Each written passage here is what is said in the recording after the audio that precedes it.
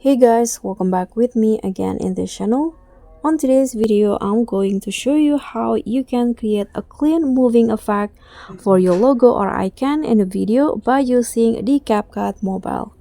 So first, just add the logo or icon to the CapCut apps like this. And I'm going to resize it. I'm going to make it small like this.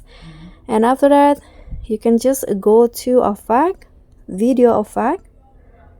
Click on the nightclub category, then search for the play pendulum effect. This one, click on that effect, and you can see now the logo will start moving. You can always adjust it.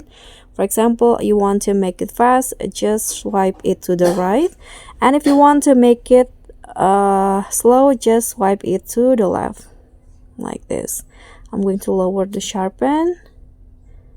And here you can also adjust the intensity and twist. Okay, when you're done, just click on a check icon and that's it. So thank you so much for watching. Don't forget to like, comment, and subscribe. Also click on thanks. Bye.